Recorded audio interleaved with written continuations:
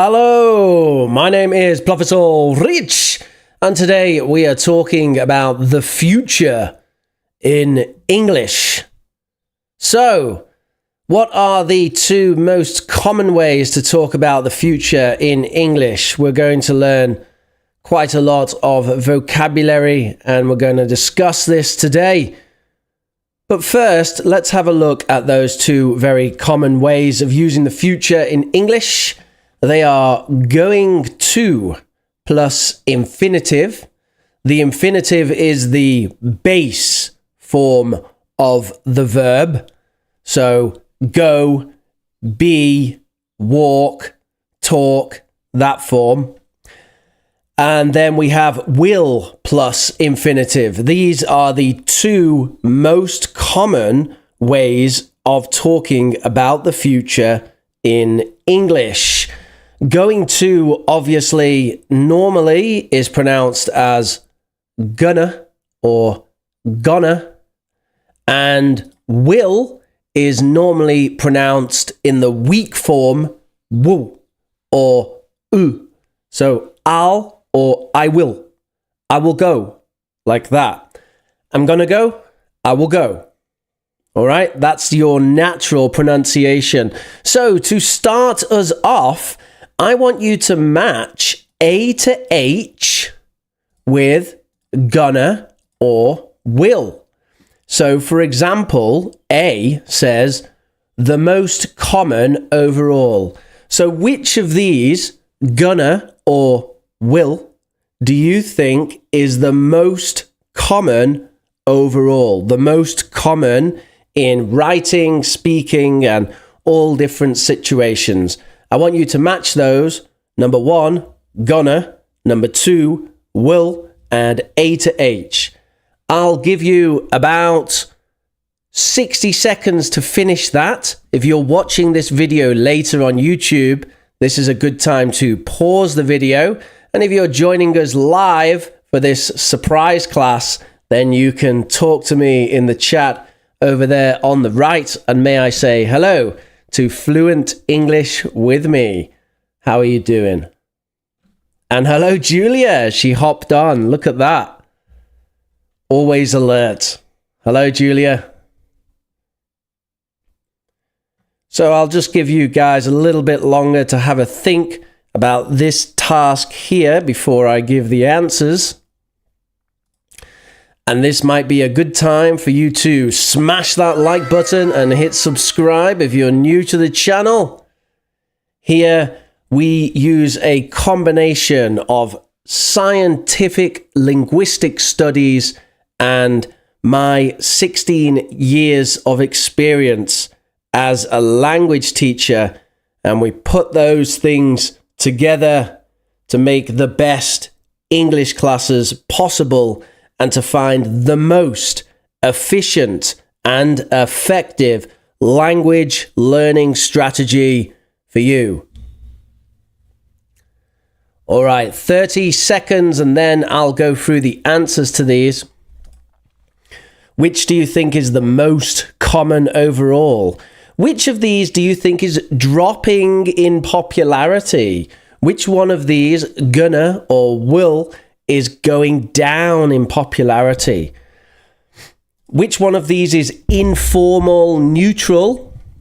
And which one of these is neutral formal? So which one is more informal and which of these is more informal?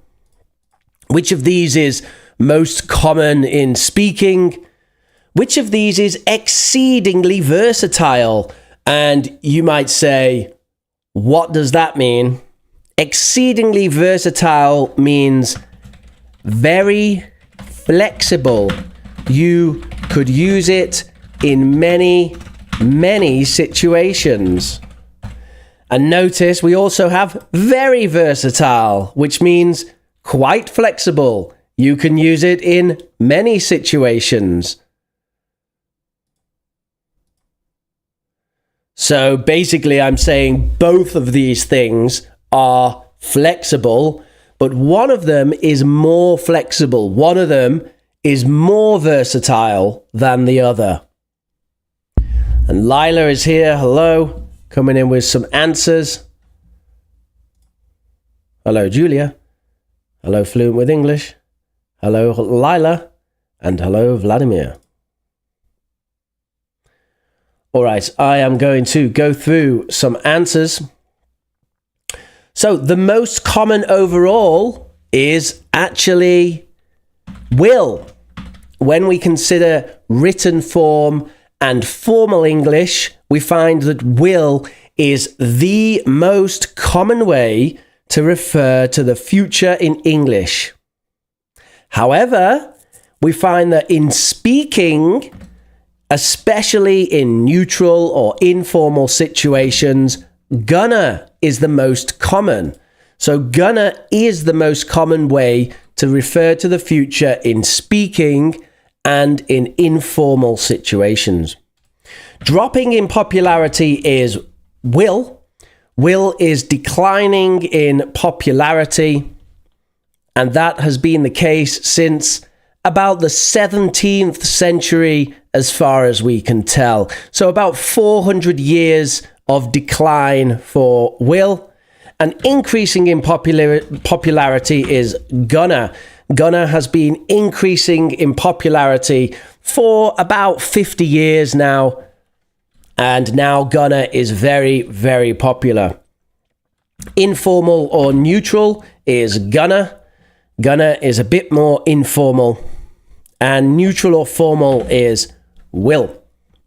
Finally, exceedingly versatile is actually will. Will is a bit more versatile than gonna. It has a few more functions that you can use it for. Will is something you can use for many things. You can use it for plans, predictions, instant decisions, intentions, requests, speculation in the past. Seriously, you can do that. Expectations, willingness, refusal, like I won't. That's refusal, right? Loads of offers. Will you have a coffee? You can use will for lots and lots and lots of stuff. But just remember, gonna is the most common in speaking, and you can see the answers right there. So there's the answers for you. All right, let's have a discussion on some topics in the future. I want you to think about if these are plans or predictions. But don't focus too much on the form. Instead, focus on the meaning. The best way to learn language is to have meaningful engagement. So I want you to look at the phrase and then tell me what you think about this. So first phrase, is this true for you? Tell us in the chat and give us some details. Is this true for you?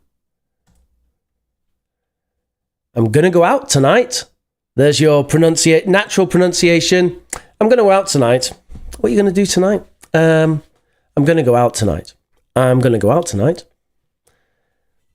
I'm going to go out tonight. So, is this true for you? Answers in the chat. For me personally, this is not true, but I am going to go out this afternoon. So, I'm going to go out this afternoon. I'm not going to go out tonight. I'm going to come back home tonight and sort out the garden.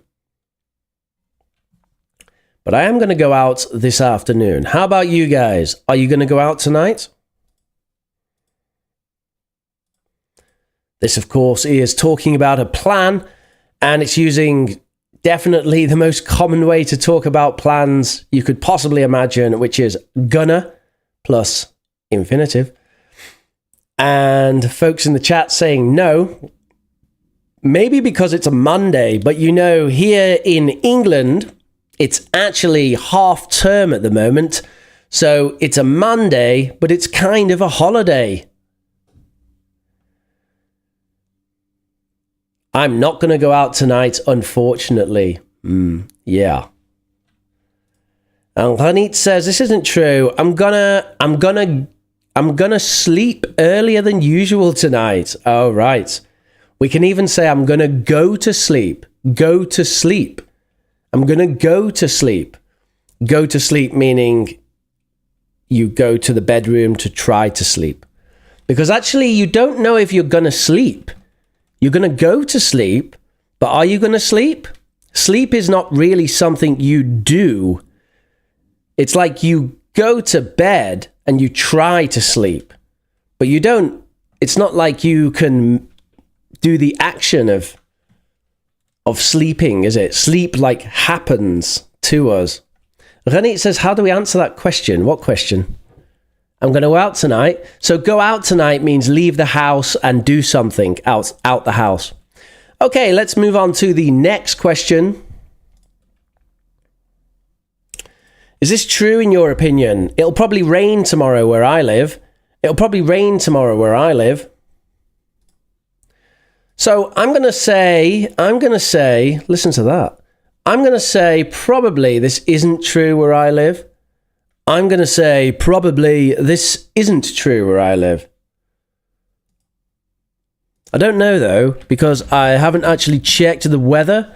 So I'm going to just have a little look. And oh, actually, there's about a 60% chance of rain tomorrow. Oh, that is frustrating. So maybe this is true where I live. I was hoping that wouldn't be the case. I was hoping that wouldn't be the case. Listen to those verb forms. I was hoping that wouldn't be the case. Lila says, no, it isn't true. It's quite hot here. So Lila thinks it probably won't rain where she is.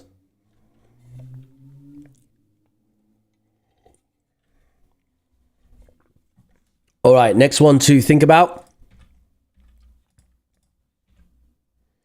Is this true for you? I'll be going on holiday this summer. I'll be going on holiday this summer. I'll be going on holiday this summer. I'll be going on holiday this summer. Got will be going. I'll be going on holiday this summer. Is that true for you? For me, that is true. However, not a big holiday this summer. Just a few days here and there. Because actually, I'll be working this summer. I'll be working this summer. How about you folks?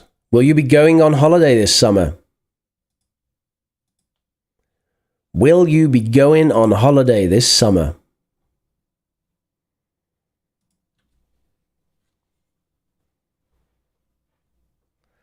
Lila says, I'll definitely go on holiday this summer. Look at the tense, Lila. Compare your tense there to the tense in the statement. I'll be going on holiday this summer. Notice what we have here is the future continuous. And one of the uses of future continuous, which you don't see in the course books, is for plans. And these are plans which we see as like an event.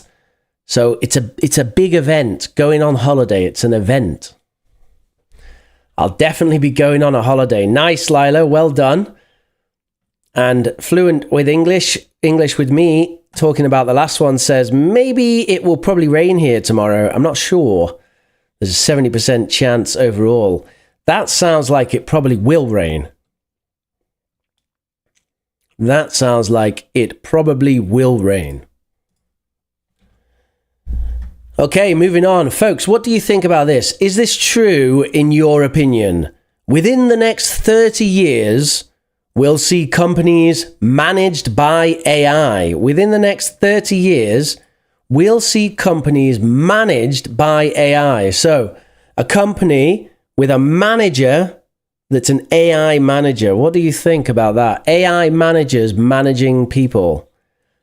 we'll see companies managed by AI within the next 30 years. Do you think that's true?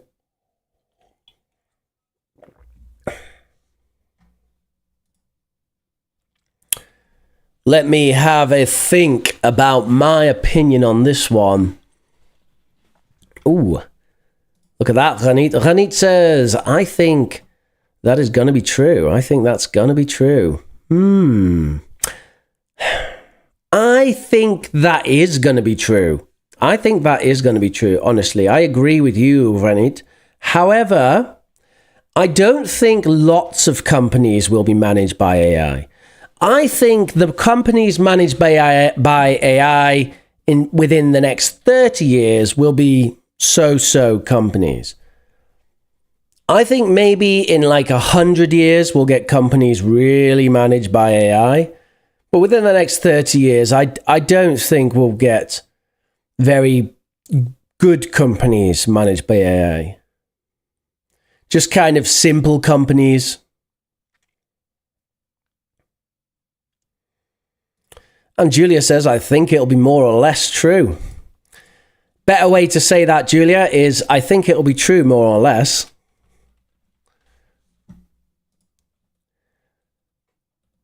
All right. Is this true for you? I'll study English hard in order to achieve my goals. Hard here, as you probably know, means difficult. And achieve your goals means reach or get to that objective, get to your goals. I'll study hard in order to achieve my goals. Is that true for you guys? I think that a lot of the people on this channel actually study very hard.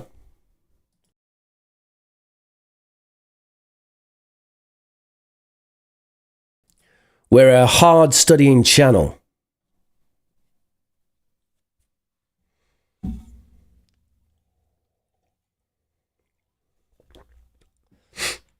You know, studying hard is good if it's engaging and fun and interesting. It can be stressful and it does take a lot of energy.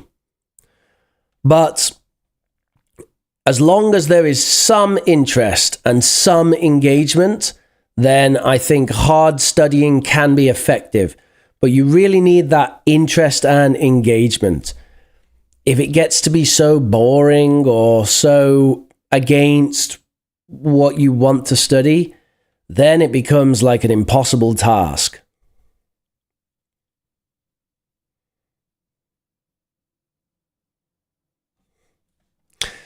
Julia says, I'll put my nose to the grindstone to achieve my goals. Fantastic. I quite like that, Julia. That's a good idiom and it's well used. Grindstone is one word, just for a small correction, but well done. That's a fantastic idiom there, and it is, you're using it correctly. Put your nose to the grindstone. I'm doing my best, but I don't think it'll be enough to achieve my goals. Really? What are your goals? Pallavi says, I don't know if I study English hard. Well, Pallavi, you criticize yourself quite a lot about your English. I know.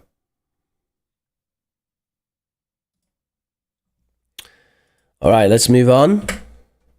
Is this true in your opinion? We're going to have a cure for cancer in our lifetimes. Listen to that pronunciation again. We're going to have a cure for cancer in our lifetimes. I think we're going to have a cure for cancer in our lifetimes. So I do think this. I do think that we're going to have a cure for cancer in our lifetimes. Because I think that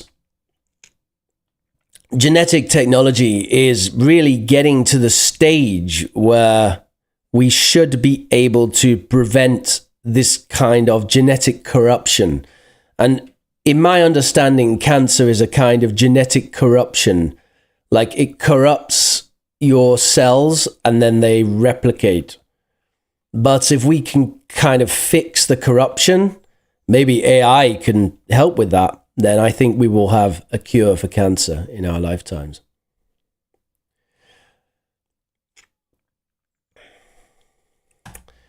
So just correcting your English there, Julia, we're going to say there will be a fighting chance to cure cancer in our lifetimes. There'll be a fighting chance to cure cancer in our lifetimes. Look at that.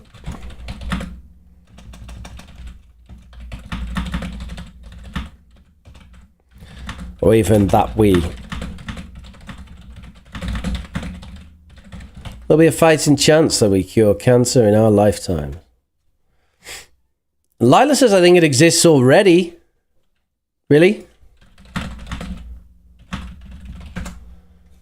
It exists already?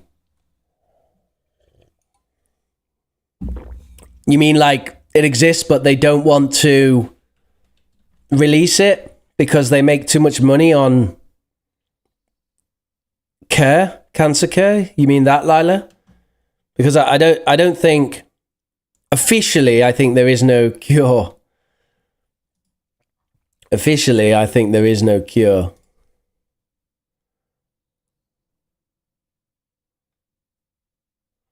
Right, let's move on to the next one. Is this true for you? I'll be taking up a new holiday. I'll be taking up a new hobby this summer.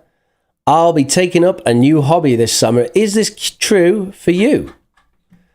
Will you be taking up a new hobby this summer? So, for me, I think this is true, actually. This is true. In fact, there's a few new hobbies that I'm taking up. I just need to establish them as hobbies. But I do have these things in my head as a couple of new hobbies I'm going to take up this summer.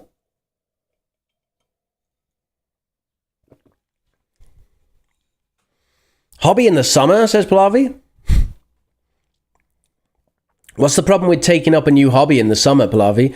Taking up a new hobby in the summer just means doing something new in the summer. Learn to play an instrument, learn a new language, take up dance, learn how to cook, learn how to sew, start knitting, start a book club. Lots of things you can do. Julia says she's in two minds about it.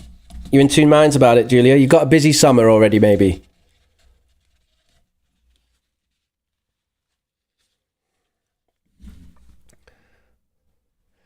My mind doesn't work in this hot weather. Yeah, well, if you live in a country with very, very hot weather, then obviously it's quite difficult to do lots of things in the summer, I suppose. So what you need is good air conditioning, or you need lots of fans on your head to cool you down. Yeah, that can be difficult. All right, moving on to our last one here. Is this true in your opinion? Well, I've visited Mars several times by the year 2060. Will have visited Mars several times by the year 2060. What do you think about that?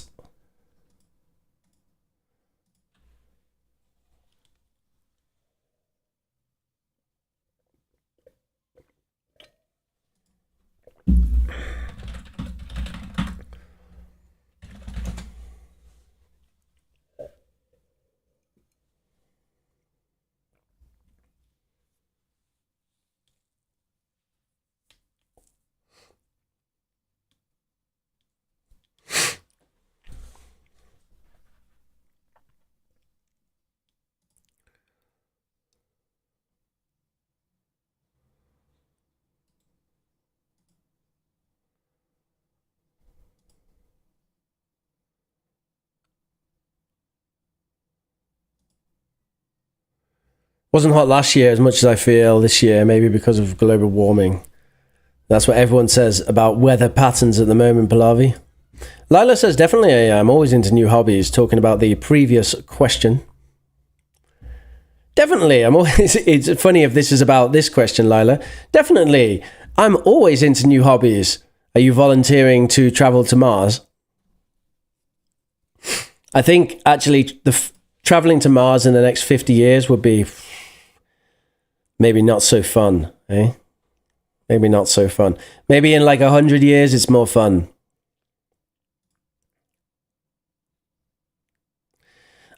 I'll be inclined a few more times, visits to Mars a few times instead. A little bit confused about that one, Julia. Didn't quite get it. Do you mean rather than starting a new hobby, you're more inclined to visit Mars?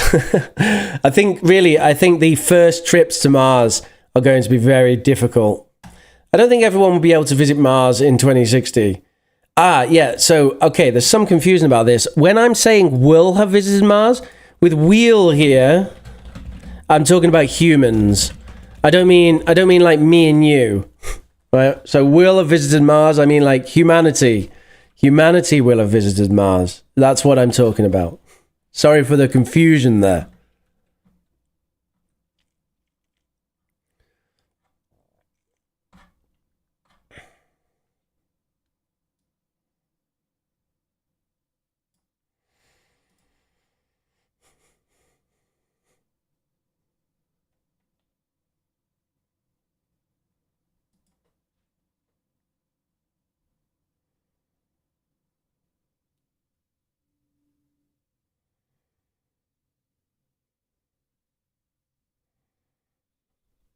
Maybe a few times. We might reincarnate. What, on Mars? All right, folks. So we saw a load of different structures here today, and you might want to now look at those structures and just think about them a little bit. Do they challenge your ideas about how the English language works for the future? If we go back to the first one, I'm going to go out tonight. So here we're using gonna for an intention or plan. That's fine, okay. Next one, it'll probably rain tomorrow where I live. So we're using will for a prediction. No big deal, right? Will for prediction. I think we're all pretty happy about that. That's what we learn. Next one, is this true for you? I'll be going on holiday this summer. So here we got the future continuous for plans, which might be a little bit surprising, but we do use that. And as I said before, future continuous for plans, we use it often when it's events.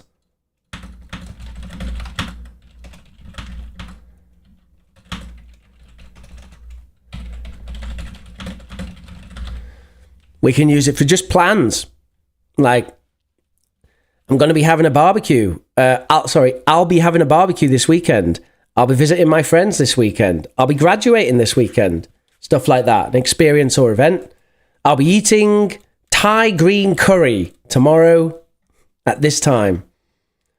If you see it as an experience or an event, we can use the future continuous.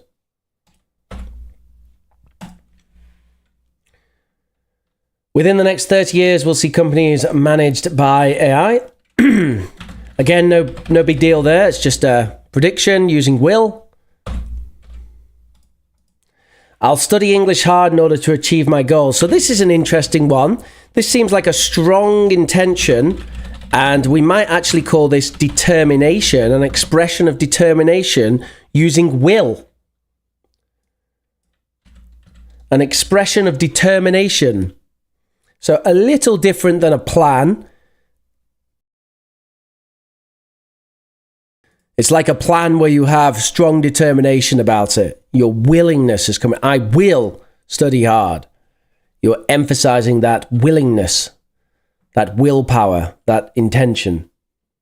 Strong intention.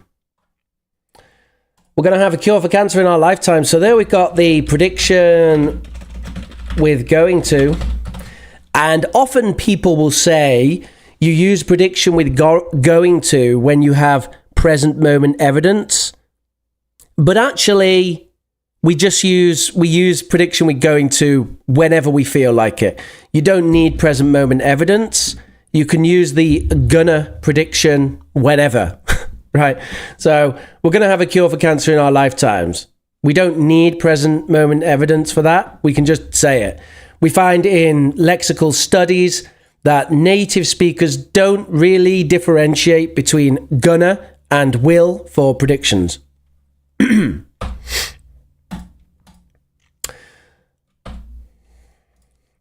I'll be taking up a new hobby this summer. So again, we've got that future continuous for plans. So again, we're emphasizing here the experience or the event of taking up a new hobby. That means it'll be part of you see it as an event or an experience you're looking forward to is taking up a new hobby. Studying English hard, does that mean studying English all day and night all the time? Well, it's relative, Pallavi. Hard means difficult or strongly. So studying English strongly, basically. Not necessarily all day and all night. It's relative. What is strongly for you? Studying hard for one person might be 1 hour a day. For another, might be 6 hours a day. It's a relative thing. What is hard? What is studying hard for you? We'll have visited Mars several times by the year 2060. So here we've got the future perfect for prediction before a time in the future. So that is the classic use of future perfect, which is to use it for a prediction which happens before a time in the future. And the time is 2060.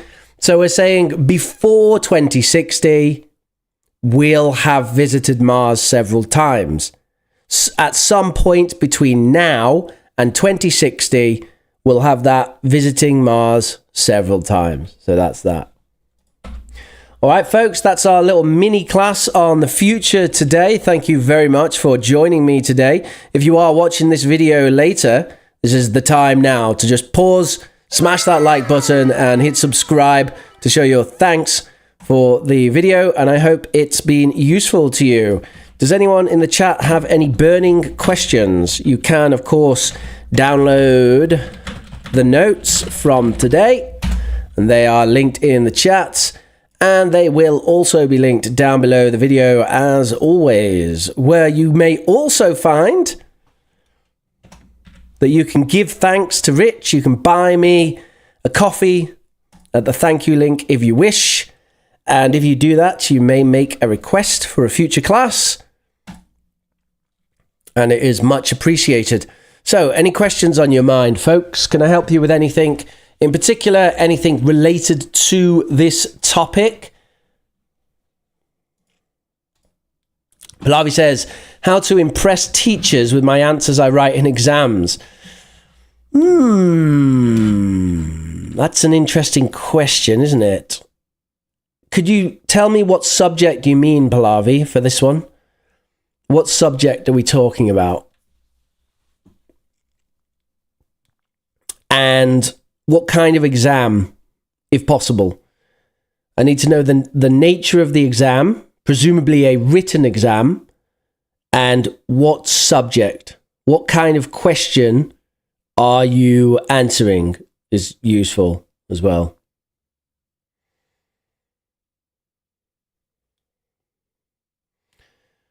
English and political science.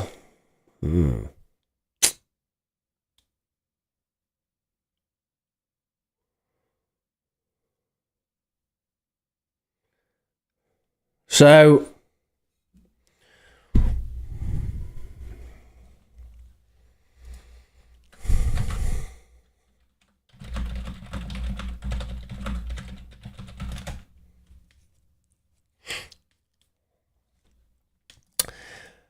to be perfectly honest with you, the most general thing you can do to improve the impressiveness of a written exam answer is to study and improve your written discourse. So basically your written rhetoric. In other words, you want to sound impressive. And really, I hate to give this advice because sounding impressive is not the same as being impressive. However, if you sound impressive, it does have an effect on the examiner. And so I would encourage you to not copy, but to imitate and to personalize the writing style of top thinkers in the area. So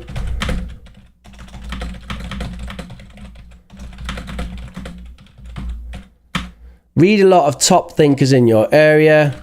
Begin to integrate their writing style into yours. And this is basically what I did when I was studying philosophy. I started to write like a philosopher based on all of the reading I was doing of philosophers. In general, if you read a lot of a certain thing, then you tend to start to write like them. Does the handwriting matter? In my experience, no. As long as they can read it.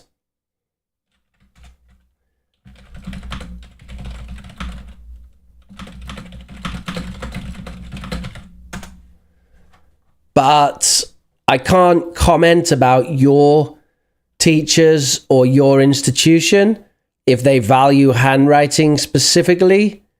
In my experience, handwriting doesn't matter. And that's both as a student and as a teacher, because my handwriting is terrible, but I don't feel that I was often punished for that in my exams.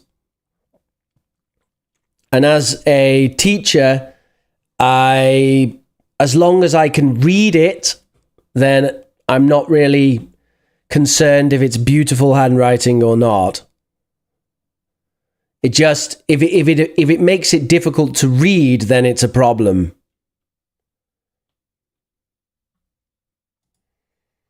But it's unlikely that your handwriting, Pallavi, is that. I imagine your handwriting is very good, actually. I can't remember if I've seen it or not, but I'm almost 100% certain that your handwriting is very good. Again, I don't know much about your specific institution, and it's possible that your institution specifically values some kind of style of handwriting that they want to focus on that. I don't really know. Did your literature teacher have a hard time decoding your handwriting? Well, my only literature teacher... Oh, English literature. Yes, actually, she did. But luckily, she was the teacher for a few years, and then this guy came in who was the department head, and he had no problem with it. So it was no problem, but she really did. My English literature teacher, she didn't like me, actually. But when I got the guy, he was great. Oh, he was good. And he liked me. But my handwriting was still bad. He could read it, though. She didn't like it.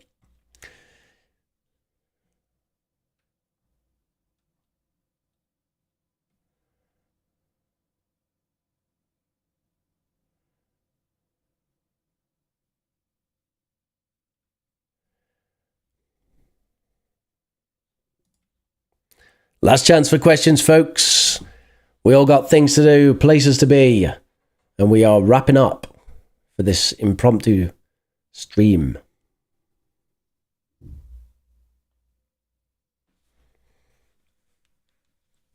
It's getting hot here in the UK finally. The weather this year has been a bit of a nightmare. It's been all over the place. Raining, cold, and then hot. And I think nobody knows what to do with it.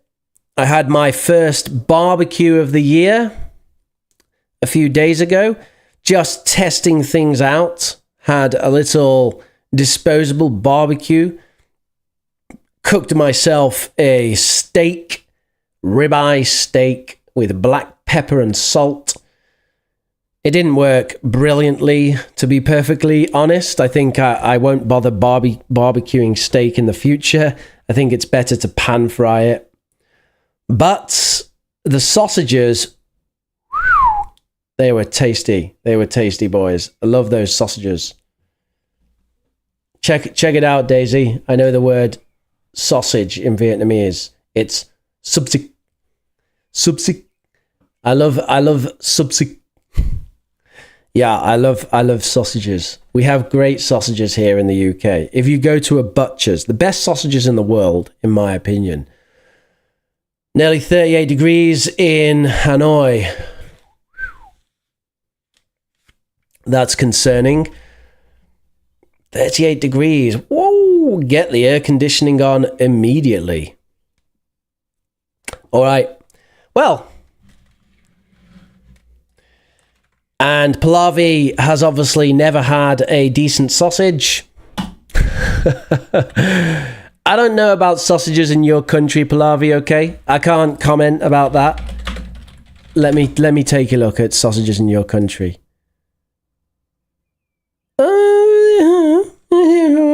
So, yeah. Looks a bit herby. Okay, let me show you proper English sausages. Let's see if I can get. Some real. Oh yes, look at that. Oh. Yeah. Yes, that's what it's all about.